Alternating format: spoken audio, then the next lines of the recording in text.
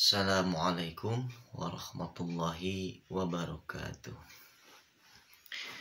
Puji dan syukur mari kita panjatkan ke Allah Rabbul Ghafur. Sholawat serta salam semoga dilimpahkan kepada baginda alam Habibana wa Nabiyana Muhammad Sallallahu Alaihi Wasallam.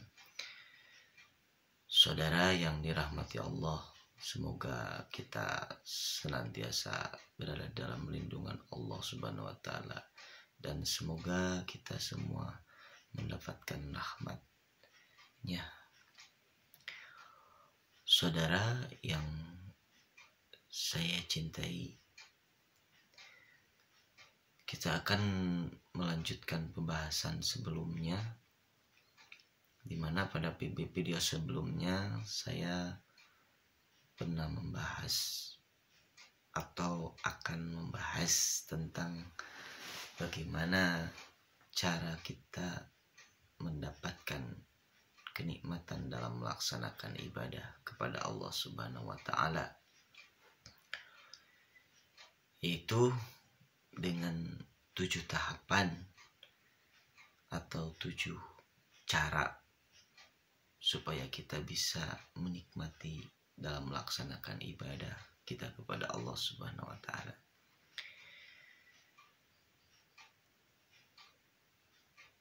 Untuk tahapan yang pertama,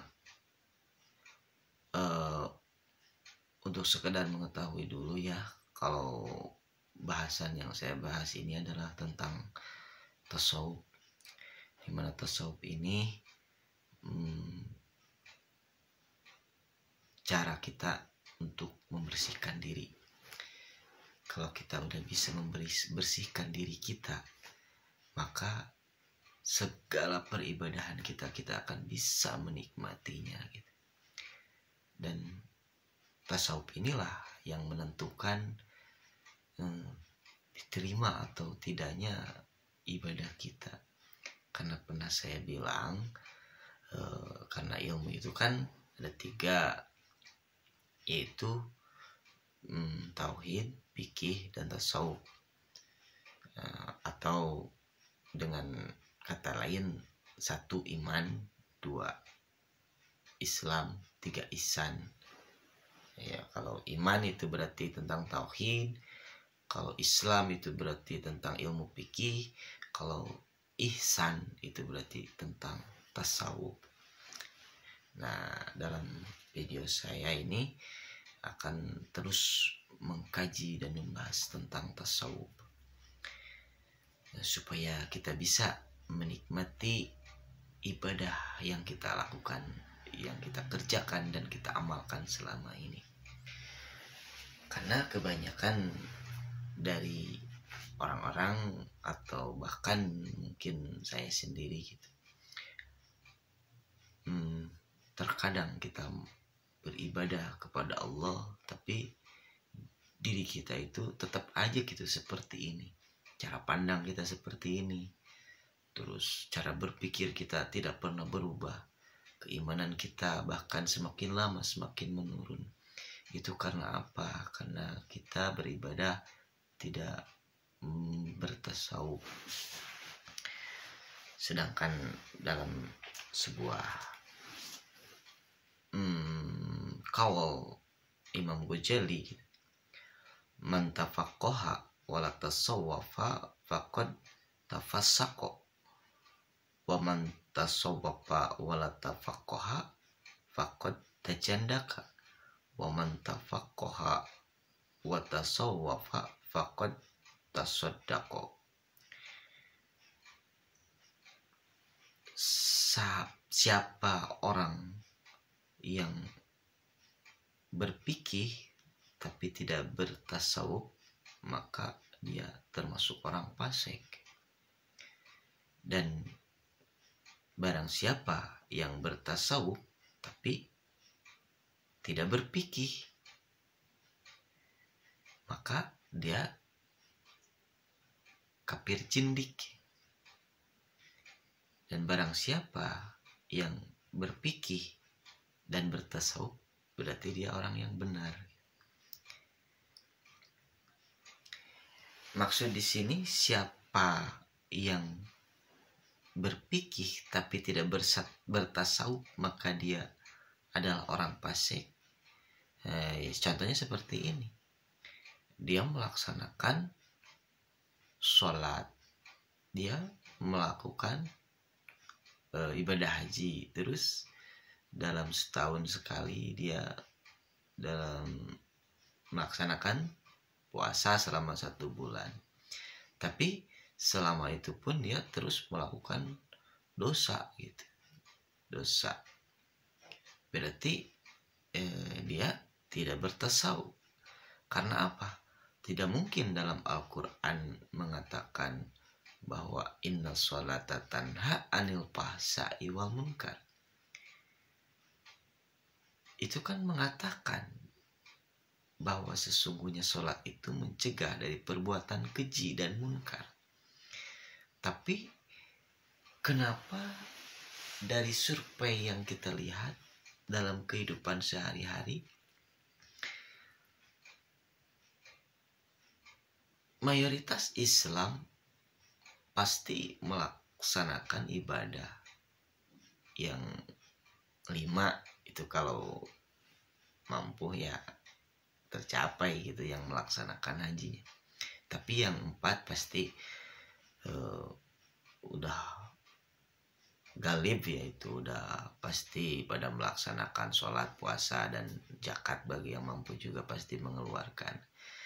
Tapi dia tidak terlepas dari yang namanya melaksanakan dosa yang disengaja gitu. Misalkan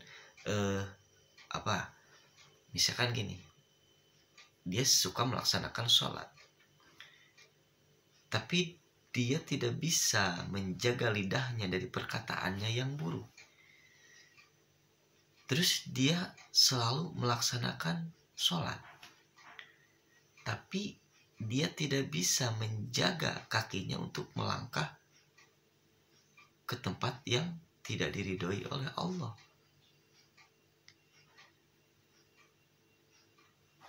Dia selalu berzikir, tapi mulutnya selalu mengucapkan kata-kata kotor.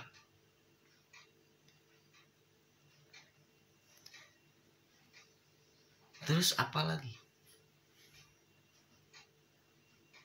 Seluruh anggota badannya dipakai beribadah, tapi seluruh anggota badannya itu pula dipakai untuk melakukan hal yang tidak diridhoi oleh Allah. Nah, itu yang dimaksud berpikir tapi tidak bertasawuf. Ada juga yang bertasawuf tapi tidak berpikir. Gimana seseorang ingin membersihkan hatinya? Dia tidak pernah mengucapkan kata-kata kotor. Dia tidak pernah menyakiti orang lain dengan kata-katanya.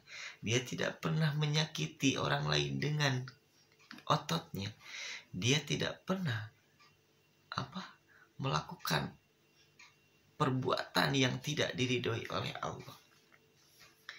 Tapi dia tidak berpikir. Gimana tidak berpikir? Misal dia melaksanakan sholat, tapi dia tidak memakai ilmunya. Dia sholat hanya untuk sekedar melaksanakan saja. Itu berarti dia bertasawuf, membersihkan diri, tapi tidak berpikir. Itu kafir jindik. Kalau kafir jindik itu jadi manusia berwajah 2 gitu ya. Jadi kadang dia dohirnya melakukan pekerjaan Islam, tapi kadang hatinya menolak, atau sebaliknya. Nah, itu disebut kafir jindik. Nah, yang benar itu adalah yaitu wa man tafaqqaha wa tasawwafa faqad tasaddaqa. Nah, itu yang benar. Jadi orang yang berpikir dan bertasawuf itu baru namanya orang yang benar. Nah, untuk itu maka kita penting untuk bertasawuf, di mana tasawuf ini adalah saya pernah bilang Pertama, tauhid yaitu tentang gimana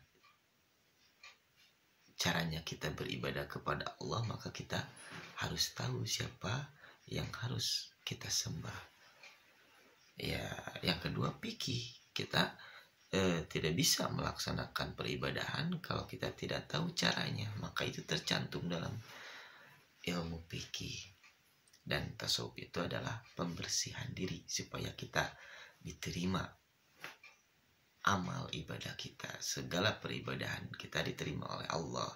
Jadi tauhid adalah untuk menguatkan keyakinan kita kepada Allah Subhanahu wa taala. Fikih adalah untuk bagaimana supaya ibadah kita benar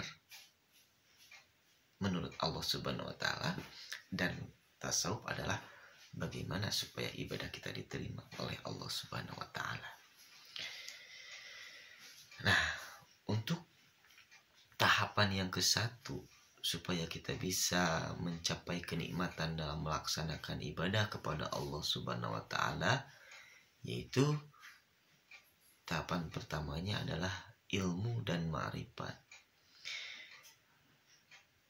Maksud ilmu dan ma'rifat di sini yaitu kita akan melaksanakan suatu peribadahan kepada Allah, maka pasti harus beserta dengan ilmunya, karena ibadah tanpa ilmu hasilnya nol. Ya. Seperti kita dalam nanti di akhirat, misalkan seorang melaksanakan zakat, puasa, menghaji, terus sodako, terus berbuat baik dan sebagainya, tapi dia tidak melakukan sholat, tidak pernah melaksanakan sholat, maka itu tidak akan ada hasilnya, karena yang lain selain sholat adalah nol, sedangkan sholat angka 1.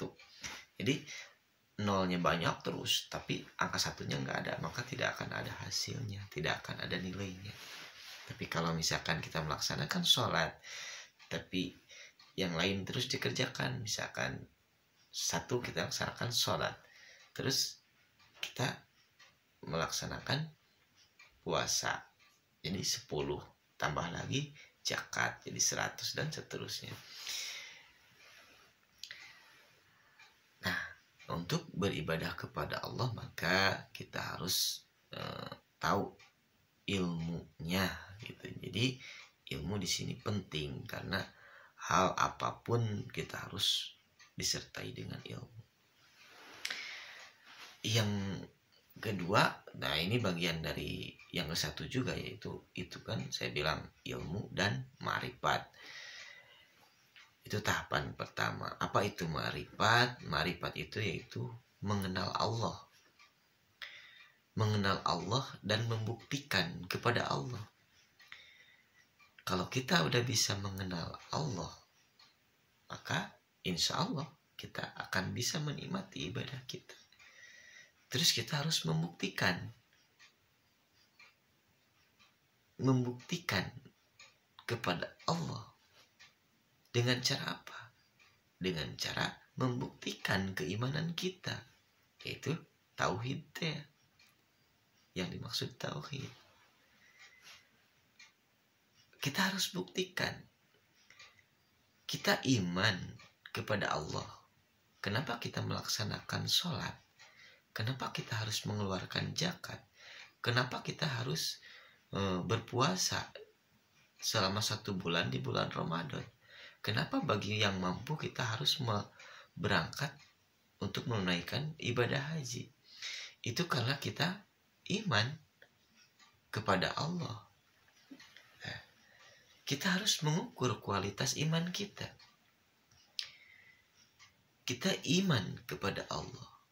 Sekarang kita bahas masalah iman. Al-imanu huwa tasdiku bil qalbi wa iqraru bil lisan wa amalu bil arkan. Coba kita tes seberapa benar kita beriman kepada Allah. Al-imanu wa tasdiqu bil qalbi. Iman itu dibenarkan dengan hati, terus diucapkan dengan lisan, terus dikerjakan dengan anggota tubuh. Itu makna dari iman. Ketika kita ditanya, apakah Anda iman kepada Allah? Oh, tentu saya iman kepada Allah. Terus Anda tahu iman itu apa? Oh, tahu. Iman itu al-imanu wa tasdiqu bil qalbi wa iqraru bil lisan wa amalu bil arkan. Membenarkan dengan hati, mengucapkan dengan lisan, dan mengerjakan dengan anggota tubuh.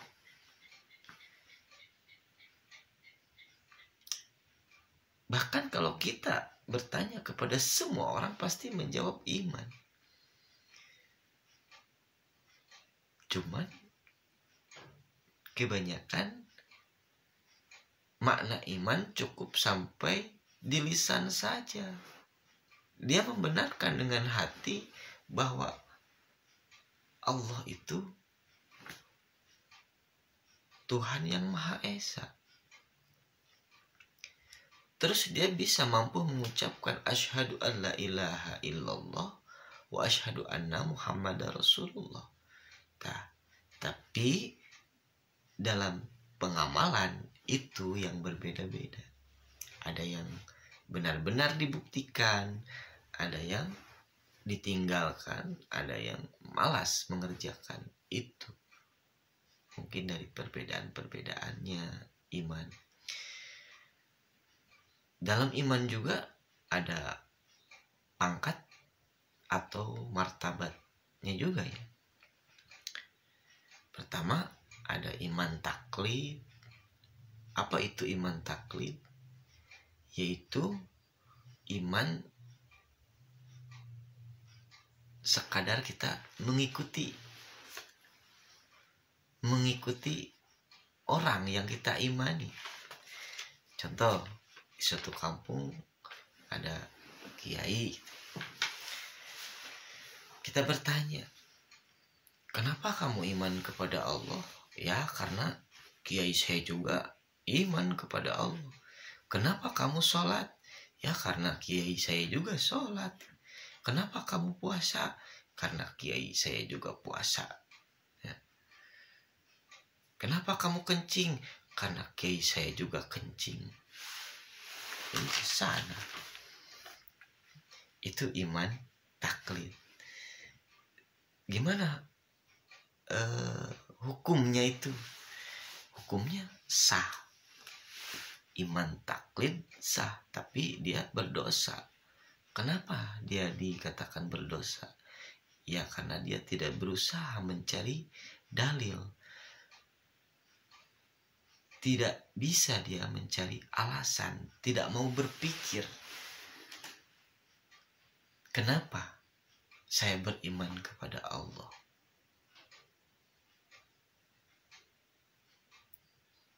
Itu alasan dia berdosa. Padahal dia mampu untuk mencari tahu gitu. Apa itu makna iman? Gimana itu cara beriman kepada Allah? Terus yang kedua, iman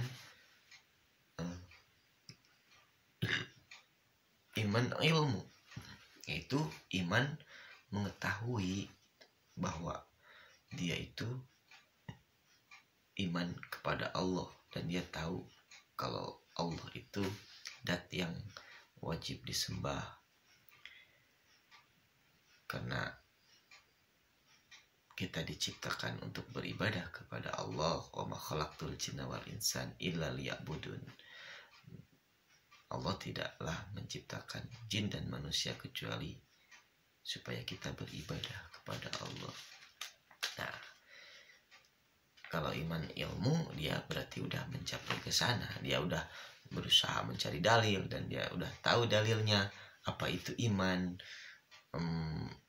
Gimana orang beriman itu harus beribadah kepada Allah. Jadi tidak hanya mengikuti siapapun, bukan karena ikut-ikutan gitu dia beriman, tapi murni karena dia benar-benar tahu gitu apa itu iman. Yang ketiga itu iman iyan. Iyan itu iman kalau dia itu mengenal ma'rifat, mengenal Allah. Terus yang keempat iman hak, yaitu iman seolah-olah dia tuh udah bisa melihat kepada Allah.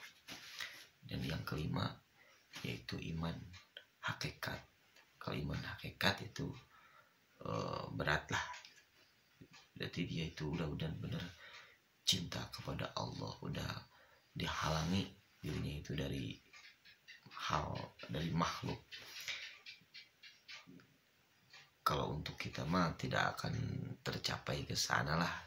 Soalnya itu mah untuk ahli tarekat, hakikat dan ma'rifat. Mungkin itu untuk pangkat para wali atau para sholihinnya yang ahli sufi gitu, yang benar-benar tajarud ani dunia, yaitu yang sepi terhadap dunia, yang tidak tergoda oleh kehidupan duniawi, yang bisa meninggalkan tentang keduniawian. Kalau kita kan termasuknya syariat gitu ya, jadi kita tidak bisa terlepas dari yang namanya dunia ini. Kita punya keluarga gitu. Kalau ahli sufi, ahli tarekat, ma'rifat seperti wali-wali Allah, dia udah tidak mempedulikan apapun yang berhubungan dengan dunia gitu. Nah, saudara, itu sekilas tentang tahapan ke-1, yaitu ilmu dan ma'rifat. Jadi untuk mencapai kenikmatan ibadah kepada Allah Subhanahu wa Ta'ala, maka kita diperlukan ilmu yang cukup untuk melaksanakan peribadahan kita. Untuk sholat kita harus tahu ilmu cara melaksanakan sholat. Untuk ibadah-ibadah lain, maka kalau sudah tahu, maka kita akan bertahap ke ma'rifat, yaitu mengenal Allah, menguatkan keimanan kita. Kita tahu iman kepada Allah dan melaksanakan dengan sesuai makna dari iman tersebut, yaitu kita benarkan dengan hati kita, ucapkan dengan mulut kita, dan kerjakan dengan badan kita. Buktikan kalau kita itu benar-benar iman kepada Allah. Jangan hanya di hati, jangan hanya di mulut, tapi lakukan dengan perbuatanmu. Tunjukkan kalau engkau itu benar-benar beriman kepada Allah Subhanahu wa Ta'ala.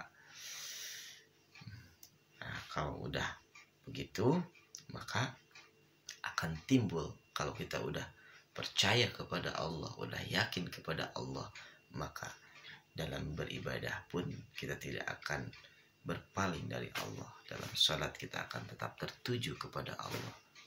Ya, itu. Yang kedua, tahapan kedua agar kita bisa menikmati dalam melaksanakan ibadah kita kepada Allah Subhanahu wa Ta'ala, yaitu kita harus melewati tahapan kedua. Apa itu tahapan kedua? Tahapan kedua adalah tobat. Kita pasti menyadari, bahkan mengakui dalam hati kita bahwa kita itu tidak terlepas dari yang namanya dosa. Nah, kenikmatan ibadah ini pun akan terhambat, akan tidak dapat dirasakan nikmatnya ibadah kita atau manisnya ibadah kita itu karena dosa yang ada dalam diri kita. Makanya kita harus sering membersihkan diri kita itu dari segala dosa-dosa yang telah kita lakukan. Mungkin sebagian orang merasa kalau dirinya itu tidak pernah melakukan dosa. Ya sebagian orang ada karena mungkin emang dia melakukannya dengan sengaja. Tapi ada juga kan, oh saya mada selama ini gak pernah melakukan dosa-dosa kepada Allah, gak pernah berbohong, gak pernah bermaksiat kepada Allah gitu. Itu mungkin perasaan dia. Tapi kita harus merasa gitu. Walaupun kita merasa tidak pernah melakukan, tapi cobalah kita untuk selalu merasa bahwa kita itu penuh dengan dosa. Nabi kita aja tidak pernah melakukan dosa. Beliau selalu bertobat selama 100 kali satu hari. Kenapa kita tidak? Maka dari itu coba tumbuhkan di dalam diri kita rasa berdosa. Sebagaimana hadis jayyin nafsaka bil maksiati wala tujayyin nafsaka bit ta'at. Hiasilah dirimu dengan maksiat dan jangan kau hiasi dirimu dengan taat. Kalau selewat ini kata-katanya seperti menjerumuskan ya. Kenapa? Ya artinya juga hiasilah dirimu dengan maksiat dan jangan kau hiasi dirimu dengan taat. Apa maksud makna ini bahasa? Maksudnya hiasilah dirimu dengan maksiat. Jadi kita ini harus terus merasa kalau kita ini selalu melakukan kesalahan, selalu melakukan dosa. Padahal emang sebenarnya gitu. Cuman kita tidak merasa. Makanya timbulkan perasaan kita itu merasa kalau kita itu selalu melakukan dosa. Kalau kita selalu merasa kalau kita ini seorang pendosa, walaupun faktanya kita tidak melakukannya, tapi kita selalu merasa, selalu membersihkan, selalu berdoa dan bertobat kepada Allah. Ya Allah, ampunilah mata ini. Bila seharian ini mata ini aku perlihatkan kepada hal yang tidak Engkau ridhoi. Ampunilah tangan ini dari pegangan-pegangan yang tidak Engkau ridhoi. Ampunilah telinga ini ya Allah dari pendengaran-pendengaran yang tidak Engkau ridhoi. Ampunilah mulut ini dari kata-kata yang tidak Engkau ridhoi. Ampunilah kaki ini dari langkah yang tidak Engkau ridhoi. Terus kita memohon ampun kepada Allah setelah sholat. Supaya apa? Supaya kita itu bersih.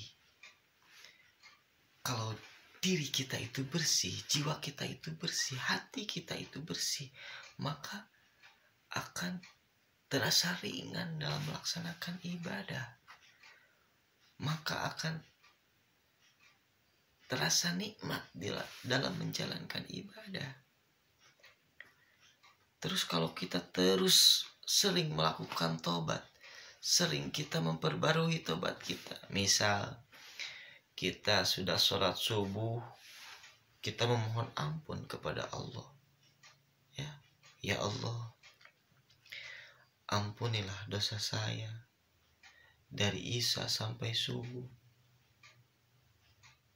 Walaupun kita faktanya tidur, tapi kita memohon ampun kepada Allah.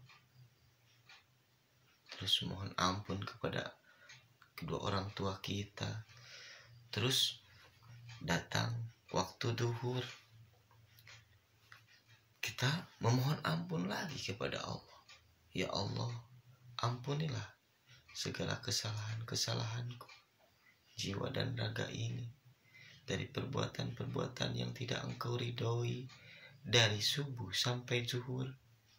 Sucikanlah hamba ya Allah. Lakukan itu setiap sholat, terus dan seterusnya. Bila Anda sudah bisa melakukan hal tersebut, maka secara otomatis Anda akan terus bersih dari segala dosa. Ketika orang terus melakukan taubat secara terus-menerus, maka secara otomatis dia akan terhalang dari perbuatan-perbuatan yang tidak baik. Karena apa? Karena dia merasa dia sudah tobat kepada Allah. Maka kejelekan sekecil apapun dia tidak akan berani melakukan. Nah, itu yang disebut dengan tasawuf. Membersihkan diri, semakin bersih hati, semakin engkau bersihkan hatimu, maka akan semakin tampak keburukan sekecil apapun dan akan engkau bisa menghindari kejelekan dan dosa sekecil apapun. Kalaupun engkau melakukannya, maka engkau akan kembali untuk memohon ampun kepada Allah Subhanahu wa Ta'ala. Itu yang disebut taubat. Dan taubat ini akan memperbaiki diri kita, menjaga kita dari hal-hal yang tidak baik. Nah, situ kenapa orang sholat, puasa, zakat tapi tetap melaksanakan maksiat? Karena apa? Karena dia tidak mau bertobat. Kadang begini, saya mah ntar aja tobatnya kalau udah pensiun. Kalau misalkan pegawai negeri, berharap dia bisa memperbaiki diri setelah pensiun. Ya mungkin dia punya banyak waktu. Udah dia pensiun, dia dikasih penyakit sama Allah. Dia tidak bisa bergerak, dia tidak bisa menjalankan ibadah sesuai apa yang dia angan-angankan. Itulah apa? Itu salah satu dari tipu daya setan. Itu akan saya bahas nanti di episode selanjutnya. Karena itu juga setan, makhluk dunia dan sebagainya, itu juga yang menghambat dari sabab kita tidak bisa mendapatkan kenikmatan dalam melaksanakan ibadah kepada Allah Subhanahu wa Ta'ala. Maka dari itu, teruslah menuntut ilmu. Utlubul ilma minal mahdi ilal lahdi. Carilah ilmu dari semenjak engkau dilahirkan sampai engkau masuk ke dalam liang kuburmu. Itu saking wajib-wajibnya menuntut ilmu. Supaya apa? Supaya kita menjadi tahu, supaya kita bisa menghilangkan kebodohan yang ada di dalam diri kita. Karena ilmu itu adalah pengetahuan. Sebagaimana pengetahuan itu adalah mengikis sedikit demi sedikit kebodohan yang ada di dalam diri kita. Dan teruslah hadiri majelis-majelis ta'lim di sekitarmu. Supaya apa? Supaya menambahkan ilmu-ilmu, supaya bertambah pengetahuanmu, supaya bertambah keimananmu, supaya engkau lebih tahu apa itu tujuan hidup dan kemana kita setelah hidup. Kita tidak akan kemana, kita akan kembali kepada Allah Subhanahu wa Ta'ala yang telah menciptakan kita, di mana kita akan mempertanggungjawabkan apa yang telah kita lakukan di dunia ini, apa yang telah kita perbuat selama kita hidup semua akan dihitung, kebaikan dan keburukan kita. Sudahkah engkau menghisab dirimu? Sudahkah engkau menimbang dirimu? Untuk itu, maka hisablah dirimu sebelum engkau dihisab dengan cara muhasabah. Bila engkau dari pagi sampai sore, maka hitunglah seberapa banyak ucapan burukmu, seberapa banyak penglihatan burukmu, seberapa banyak langkah-langkah yang kau langkahkan ke tempat yang tidak engkau ridhoi, yang tidak Allah ridhoi. Seberapa banyak hal-hal yang kau dengar, keburukan-keburukan yang kau dengar yang masuk lewat telingamu. Hitunglah sebelum engkau tidur dan hisablah dengan cara bertobat kepada Allah Subhanahu wa Ta'ala, supaya kita ketika bangun kita sudah menjadi orang yang bersih, dan orang yang bersih akan terjauh dari kotoran.